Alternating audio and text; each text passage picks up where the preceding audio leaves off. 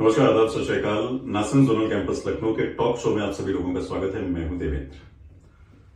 1/4/2023 यानी कि 1 अप्रैल 2023 से वाइल्ड लाइफ प्रोटेक्शन एक्ट में कुछ अमेंडमेंट्स किए गए और उसके जरिए कुछ पावर्स डिफरेंट डिपार्टमेंट्स को दे दी गई। बेसिक पावर्स तो पहले फॉरेस्ट के पास थी, WCCB, सीबीआई जैसी एजेंसीज काम करती थी। कुछ जो ये पावर्स गई दूसरे डिपार्टमेंट्स के पास, उसमें कस्टम्स भी एक है। आज हम बात करेंगे, हमारे साथ हैं रजनीकांत मिश्र साहब, एडिशनल डायरेक्टर नासन जोनल कैंपस लखनऊ। उनसे बात करेंगे। Sir, welcome.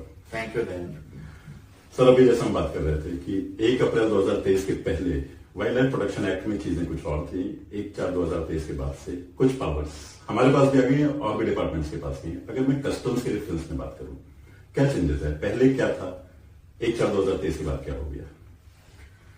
1 अप्रैल 2023 का amendment wild life protection act के पूरी लाइफ साइकिल के सबसे इम्पोर्टेंट अमेंडमेंट में है। बहुत बड़े स्तर पर परिवर्तन हुआ कानून में, नई चीजें आई। अगर कस्टम्स के रेफरेंस में हम बात करें तो कस्टम्स का ट्रेडिशनल रोल वाइल्ड लाइफ में तब भी बेहतरीन साइड में था। सर्टेन एजेंसीज जो केवल डिटेक्ट करती हैं वाइल्ड लाइफ क्राइम को, जैसे बॉर्डर गार्डिंग फोर्सेस हैं, Assam rifles, BSF, ITBP, SSB, इनका रोल वाइल्ड लाइफ क्राइम में केवल डिटेक्शन तक सीमित रहा। लेकिन customs along with forest, wild life crime control bureau, CBI उन एजेंसीज में रही जो डिटेक्शन के साथ डिटेक्शन के बियॉन्ड भी इन्फोर्समेंट एक्शन लेने के लिए एम्पावर्ड थी।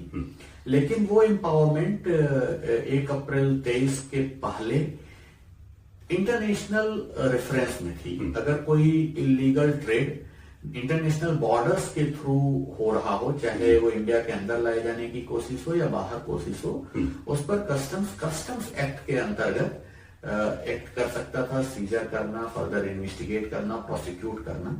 लेकिन जब डोमेस्टिक टेरिटरी में क्राइम हो तो कस्टम्स की अथॉरिटी नहीं थी।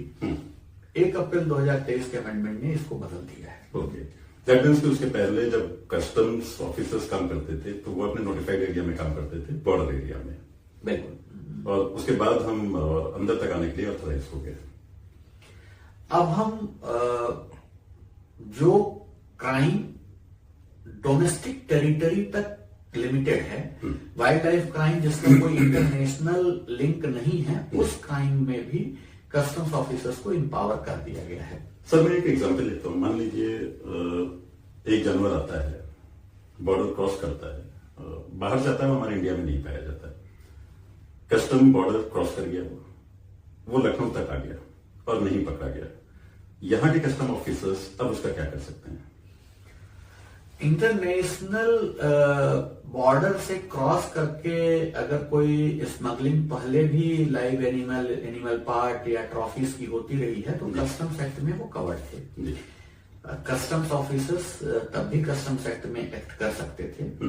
जो परिवर्तन है वो 2 लेवल पे है। पहला लेवल ये है कि वाइल्ड लाइफ प्रोटेक्शन एक्ट में शेड्यूल्स में बहुत सारी स्पीसीज नोटिफाइड थी, लेकिन एक बहुत बड़ा लार्जर सेक्शन वो केवल कन्वेंशन में था इंटरनेशनल ट्रेड के, जिसको हम साइटिस कहते हैं। तो उनके इंपोर्ट एक्सपोर्ट को लेकर के साइटिस के रेगुलेशन को कस्टम्स ऑफिसर रेगुलेट करते थे। लेकिन वो सारी की सारी स्पीसीज वाइल्ड लाइफ एक्ट में एज इट इज इनकॉर्पोरेटेड नहीं थी। नए अमेंडमेंट ने उन स्पीसीज को वाइल्ड लाइफ एक्ट में इनकॉर्पोरेट कर दिया, तो वाइल्ड लाइफ एक्ट के प्रोविजंस उन सारी स्पीसीज पे लागू होते हैं। पहला मेजर चेंज तो ये है। लेकिन उससे इंपॉर्टेंट जो इन्फोर्समेंट साइड से आप बात कर रहे हैं, कस्टम्स ऑफिसर्स इंटरनेशनल लिंक के बिना, मसलन अगर आपके एग्जाम्पल को मैं थोड़ा चेंज करूं कि कोई पोचिंग लखनऊ में होती है, इंडिया के डोमेस्टिक टेरिटरी में होती है और उसका ट्रेड भी यहीं पर होता है, तो उसके लिए कस्टम्स ऑफिसर्स पहले एम्पावर्ड नहीं थे, अब उन्हें सर्टेन एम्पावरमेंट की गई है। तो ये एक बड़ा चेंज है। तो इस तरह की जो हमारे पास अगली पावर्स आ गई सर, हम सीजर कर सकते हैं। दैट मीन्स अगर हमें ऐसा कोई कंसाइनमेंट मिलता है हम उसको सीज कर सकते हैं। आप देखें कि सेक्शन 50 में सर्च, सीजर, अरेस्ट, डिटेंशन की अथॉरिटी दी हुई थी। अमेंडमेंट से पहले वह authority forest officers, police officers के पास थी। अमेंडमेंट ने जहां पर पुलिस के सब इंस्पेक्टर का जिक्र था, उसी के इमीडिएट बाद यह लिखा है कि any custom officer not below the rank of inspector, और इसी तरह से coast guard officer not below the rank of assistant commandant. यह वर्ड इंसर्ट कर दिया गया है सेक्शन 50 के सबसेक्शन 1 में।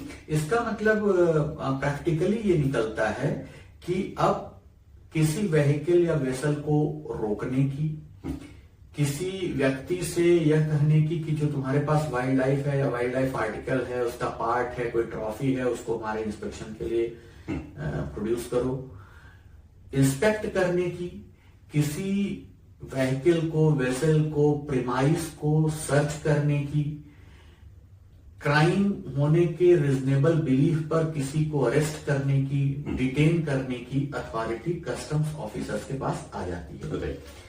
यह authority not necessarily international linkage के साथ अब होना जरूरी है। पहले और अब में अंतर यही है कि पहले एक्सपोर्ट या इंपोर्ट की कंडीशन में, चाहे इलीगल हो या लीगल हो या सर्टेन कंडीशंस के साथ हो, कस्टम्स ऑफिसर्स इंटरनेशनल ट्रेड के रेफरेंस में ही एम्पावरमेंट अपनी डिराइव करते थे कस्टम्स एक्ट के थ्रू। अब वाइल्ड लाइफ एक्ट में उन्हें at par with police officer या फॉरेस्ट ऑफिसर एम्पावर कर दिया गया है। तो ये एक बहुत मेजर चेंज है और चैलेंज है। अगर मैं ये कहूं कि अब हम या एक custom officer wild life act के तहत जो भी ऑफेंसेस हैं उन पर एक्ट कर सकता है। वो offence uprooting of specified trees, hunting से लिंक्ड भी हो सकते हैं, एनिमल टॉर्चर से लिंक्ड भी हो सकते हैं, या और सीरियस जिस पर हमें करना ही चाहिए वो है कि वाइल्ड लाइफ के लाइव एनिमल्स या एनिमल पार्ट्स या ट्रॉफीज के ट्रेड को लेकर के तो कस्टम्स ऑफिसर्स के कंधों पर अब वही जिम्मेदारी दे दी गई है जो फॉरेस्ट ऑफिसर्स या पुलिस ऑफिसर्स से तय करना पड़ती है। ओके सर, इस पे हम बहुत लंबी बात कर सकते थे, लेकिन आज के लिए मेरे ख्याल से क्योंकि वक्त कम है तो हम इस बात को यहाँ पर रोकते हैं। इन शॉर्ट हम ये कह सकते हैं कि कस्टम ऑफिसर्स के पास जो पावर्स आ गई हैं अभी, मेरे ख्याल से केसेस अभी उतने उस क्वांटिटी में नहीं हो रहे हैं जितने हो सकते हैं या पोटेंशियल जितना है इस पावर के आने के बाद से। तो हम उम्मीद करते हैं कि ये बातचीत अच्छी लगी होगी, हमारे कस्टम ऑफिसर्स के लिए यूजफुल रही होगी। सर आपका बहुत बहुत शुक्रिया, थैंक यू वेरी मच आज की इस बातचीत के लिए अपना टाइम निकालने का। Thank you Devendra. Wild life को लेकर के काफी सारे ट्रेनिंग प्रोग्राम्स नासिम और अदर ट्रेनिंग इंस्टीट्यूट द्वारा भी ऑफर किए जा रहे हैं। सारे कस्टम्स ऑफिसर्स से मैं रिक्वेस्ट करूंगा इस फोरम के माध्यम से कि वाइल्ड लाइफ में अपनी एम्पावरमेंट को प्रॉपर तरीके से यूज करने के लिए देश में एक लॉ एनफोर्समेंट ऑफिसर होने के नाते अपने उत्तरदायित्व को निभाने के लिए, और जैसा कि हम देख रहे हैं कि नेचर और हैबिटेट के बचाने के अपने एक मानव के उत्तरदायित्व के नाते भी हम कस्टम ऑफिसर्स अपने आप को एम्पावर करें और इस डायरेक्शन में फर्दर काम करें। Thank you so much. Thank you very much. Thank you.